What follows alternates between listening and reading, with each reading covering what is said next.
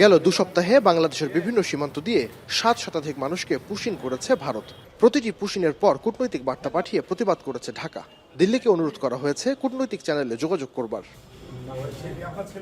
সেই প্রেক্ষিতে বাংলাদেশকে ফেরত নিতে 2369 জনের তালিকা পাঠিয়েছে ভারত। সেই তালিকা যাচাইয়ের কাজ চলছে।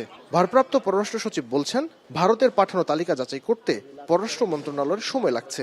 বাংলাদেশি নাগরিক নয় এমন কাউকে পুশিন না করানোর বিষয়ে ভারতকে জানানো হয়েছে।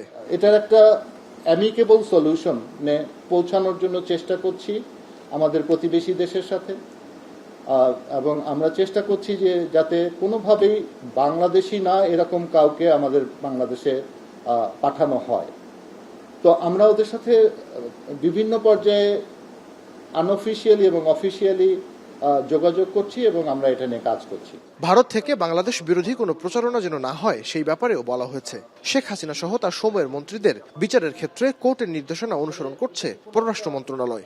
আলাদা করে কোনো একটা কেস আমরা ওইভাবে ওদেরকে বলি না, আমরা ওদেরকে জেনারেলি বলি যে তোমরা এমন কাউকে তোমরা প্রশ্রয় দিও না বা আশ্রয় দিও না যে যারা আমাদের বাংলাদেশের স্বার্থ বিরোধী, বাংলাদেশের সরকার সম্বন্ধে বা বাংলাদেশ সম্বন্ধে অপপ্রচার বা বাংলাদেশের ক্ষতি করার চেষ্টা করে।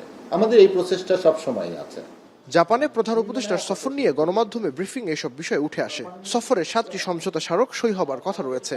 জাপানের কাছে চাওয়া হয়েছে $1 বিলিয়ন বাজেট সহায়তা। তবে কত পাওয়া যাবে সেটা চূড়ান্ত হবে এই সফরেই।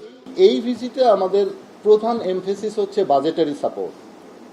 আর বাজেটারি সাপোর্টে আপনারা জানেন আমাদের দুটো বাজেট থাকে, রেভিনিউ বাজেট এবং ডেভেলপমেন্ট বাজেট। আমরা সাধারণত সাপোর্টটা বেশি ডেভেলপমেন্ট বাজেটে নেই, এবং ডেভেলপমেন্ট বাজেটের মধ্যে আমাদের অনেক ইনফ্রাস্ট্রাকচার প্রজেক্টস আছে। কনফিডেন্টলি বলতে পারি যে আমাদের এই যে সাপোর্ট, আমরা বাজেটারি অ্যাসিস্ট্যান্স যেটা চাচ্ছি, লোন, সফট লোন চাচ্ছি, এটাও কিছু না কোনো ক্ষেত্রে ইনফ্রাস্ট্রাকচার ডেভেলপমেন্টের মধ্যে যাবে। সফরে প্রাধান্য পাবে কৌশলগত দ্বিপাক্ষিক সহযোগিতা, বাণিজ্য, অবকাঠামো খাতে বিনিয়োগ ও রোহিঙ্গা প্রত্যাবাসন ইস্যু।